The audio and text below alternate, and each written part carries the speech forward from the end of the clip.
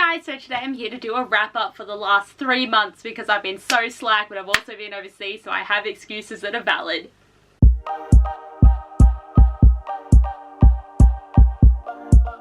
I was like, nah, I'm gonna wait to do a wrap up because clearly I'm not gonna read much, and considering I only have 9 books to talk about today, I did not read much. This is the normal amount someone would have in a 1 month. Some people would find 9 books in a month not much, you know, so like, I was overseas, so it's fine. Like, and I brought a massive book with me. So, like, obviously I wasn't going to get that much reading done, and I only listened to 1 audiobook, but it's still good I even finished a book at all. But I'm excited. I don't remember anything, I swear, so this is probably going to be an all over the place wrap up, but let's get into it. So firstly, I read The Amber Spyglass by Philip Pullman, so I finished this trilogy. I've actually been doing so well finishing series this year. I'm very proud about that. Like, I'm doing such a good job. I read this specifically because we went to Oxford, where a lot of stuff from the show was filmed there, like specifically the sections in Oxford. Like, they have a lot of Lyra's Oxford and they also have a lot of Will's Oxford. It's more Will's Oxford because that's like our world, but Lyra's Oxford is a little bit different, but it's still like really cool what they actually showed. But we went to the bench, which is something I cannot actually talk about because it's spoilers, but there is a specific bench that's very important that's in the Oxford Botanical Gardens, and they have a statue with like Pan and 2 other daemons, because one of them is Philip Pullman's daemon, if he had one, and the other one I also can't talk about because of spoilers. But I'm so glad that I finally finished this book, and I found this not to be too hard to read because fantasy just ain't it for me anymore, and that's really hard to admit because I own 5 million books and I just don't read anything in here anymore, and I barely buy anything for this room anymore. But I surprisingly got through this quite well. I just found the second book to be like quite small, and that was very easy to read, but I really enjoyed what I was reading in this book. Not a fan of the ending though. I know it's bittersweet, but I would have liked a happier ending in my opinion. I really enjoyed where the story went though, and the show did such an amazing job because I was finally able to actually watch the show and really enjoy it. But I'm just really glad that this is a trilogy I've actually read, because so many people read this in their childhood. I probably wouldn't have gotten it very well because I didn't get it that much as an adult, but Jenna was there for me because I kept messaging her being like, what does this mean though? Because I'm not religious, so I wasn't reading between the lines very well at all. But I'm just glad that this is finished. Next I have Secretly Yours by Tessa Bailey. So I actually listened to this on audio because I listen to all of Tessa Bailey's books on audio pretty much. Like, I barely read them physically except for like her like novella stories, and I buy them all because I love her books, but I just never actually read them with my eyes. But I really enjoyed this book, and like, yes, the miscommunication was freaking awful and uncalled for. I don't understand why they felt the need to make this whole secret admirer thing when she was actually like with him basically in real life, because I fell in love so quickly that she was all like, I need this to talk to him because I've had a crush forever, and then it just fucked everything so much. Julian has a lot of anxiety. It's not what you put a man through, but I really liked their dynamic, and without that they were real cute, and I just thought they were really fun because it is like the whole idea of Julian being this uptight dude that's on a routine all the time and she breaks it, but like, he has a routine and a schedule for a reason. I understand it, I get it, I like my routines. If someone came in and broke them, I'd be like, no thank you. But I really enjoyed this. Like, I gave it 4 stars, a Dr. Star because of all that shit. But overall, I really enjoyed this. Like, it's so much fun. And Tessa Bailey just like, I mean, I wouldn't say she never misses because I rarely like her male love interest because they're all fucking douches.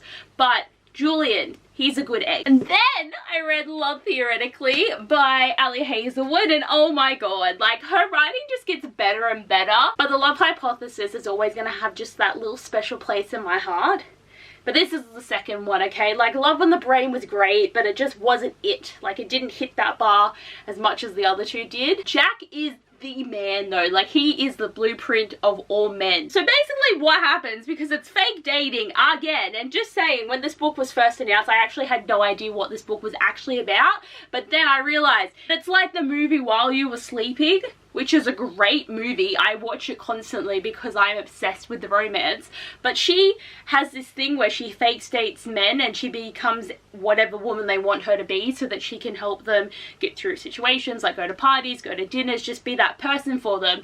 And there's a guy that she's been doing it with for quite a while because he never really brings anyone home, so he needs someone so his family gets off his back. So she's been fake dating him, but his older brother is like interested in her, but she doesn't know that, and she is also kind of like into him a little bit, but she can't do anything because she's fake dating his brother, who he thinks she's actually real dating.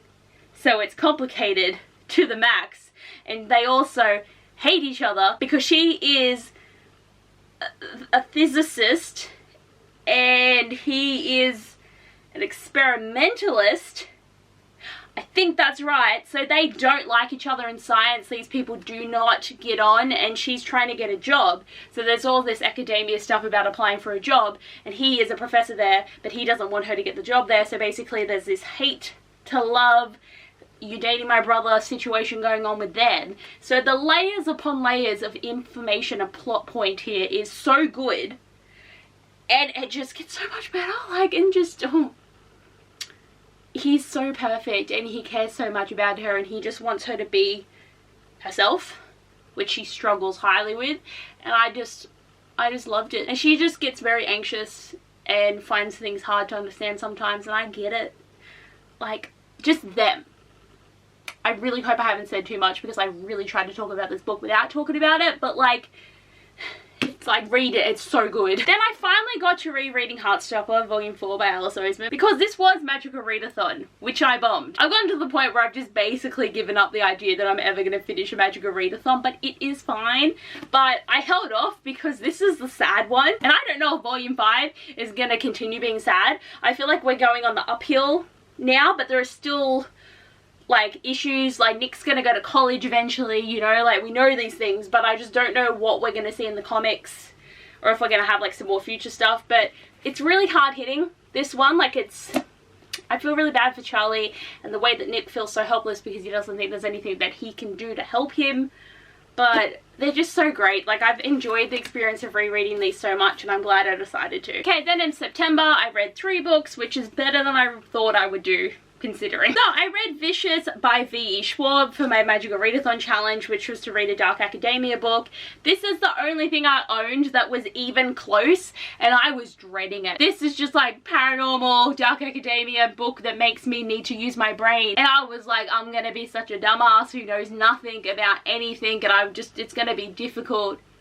But it was easy. Like, I clicked on to everything like the second in. Like, she wrote this book to be so easy and so easy to get through. My only problem was I just wasn't a big fan. I gave it 3 or 4 stars. Like, it's a good book, it's well written, I really enjoyed it, and I like the way that it was taking place over 2 timelines, and like we're watching the hours tick by and we're seeing stuff in the past. Like, that was all really cool, but I just didn't really care for these characters. Like, I know they're both villains and it's their whole like trying to figure out who's the good guy out of the 2 guys. One who thinks he is good but he's not being good, one who thinks he's bad but he's just trying to end the other guy. Like, there's just like a lot of layers and grey area, and that was all really interesting, but it's just boring.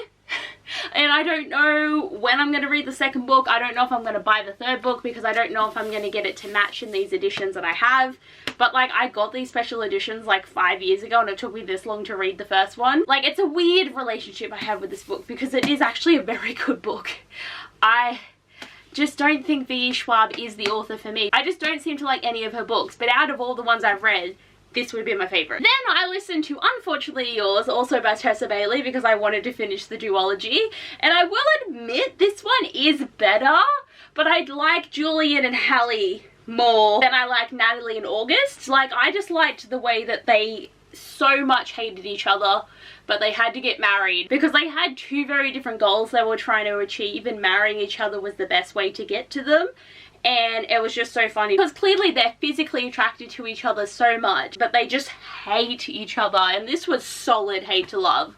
Like, it was done so incredibly well, and I really did like the way that it developed, and it wasn't like a really quick thing. Like, there was a lot of time when like they thought it was getting better, but then they started to hate each other again, but then they really started to care, and you could just tell they loved each other from the beginning. But it wasn't a like sucky hate to love. Like, it was written so well. Like, I enjoyed this so much. Like, I always have so much fun with hate to loves, and this was just like a really all-around great story. And even the stuff that happened at the end was very reasonable, and it's understandable concerns, but then they made it work, which was also great. Okay, then when I went to the Cliffs of Moher, I had like basically like nearly 7 hours on a coach, so I was like, I'm gonna listen to an audiobook. So what else did I decide to read besides Ice Planet Barbarians by Ruby Dixon? What the fuck is this? Like, it's fine. Like, I have started to get into monster romance, and this is one that people always recommend, but like, what is this? Because it's not good, by all means. And I did enjoy it, but the non-consensual scenes, like, these boys don't get it. And they can be explained to them so many times, but they don't get it. And I just don't know, because I am currently listening to the second one. There's 20 books. I don't know if I have the will to even listen to more than 2 at this point. I think the third one I will try and listen to though, because like Kat from Brews and Reviews says that's one of her favorites. So I feel like I need to get to that one to at least see how far I can go. But like, there's issues here, like, and I understand this is for enjoyment, and a lot of people hate the issues as well, but like, it's really hard to get past the way that she just wakes up and he's there. Like, she was asleep and he wouldn't stop, and she was just like, okay, and I was like, no, it's not okay, it's not really, not at all. So, and it's just weird, like, and they have the cutie thing, and I'm like, what? Like, this is definitely not my cup of tea. Like, I like my sophisticated Assault at Keep novels, not this, but I will keep trying. It was just such a weird experience, man. And then in October, I did not read basically at all until I got back from my trip, because England was a really busy time and we weren't traveling as much by like trains and stuff, so I didn't have time to read physically.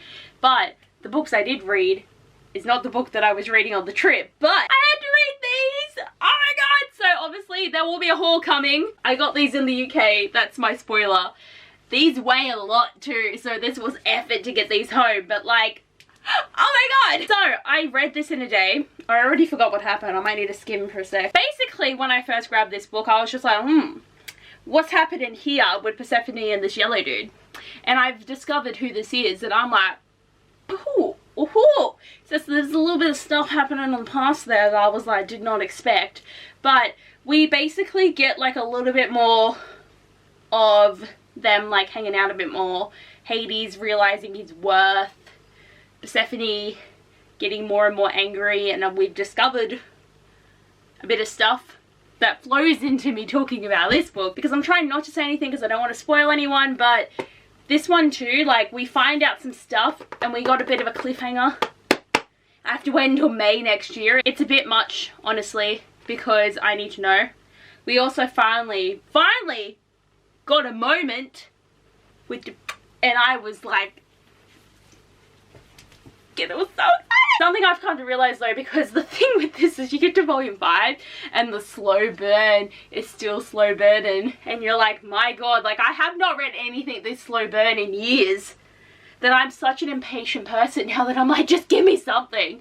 But I discovered that it's only been 2 weeks in the span, so 5 volumes is only 2 weeks of time. So of course it's slow. Because it's actually been no time at all. If anything actually happens, it's too quick. So how is it that like no time has happened? And I did not realize that. So I'm like, what the hell is happening? And there's so many gaps too when they just don't talk to each other for like ages. So like clearly they don't actually know each other that well. So I think they need to be slowing the burn down more at this point now. But I loved it so incredibly much. It was such a fun time, and I'm just sad I have to wait so long until the next book. Oh, this is heavy, but yes, my wrap up got a lot of colour in there, a lot of contemporaries, but it's all the vibes that I really enjoy. But I'm really glad that I managed to read like basically 2 kind of fantasy-esque stories. I'm proud of myself. But anyway guys, that is all for today's wrap up. I am so glad that I'm finally caught up. Hopefully I can do like a November-December wrap up, but we'll see how much I actually end up reading, because I never know when I'm going to feel more slumpy or less slumpy. It just happens when it happens. But anyway, I hope you enjoyed the video. Thanks for watching, and I'll see you guys next time. Bye!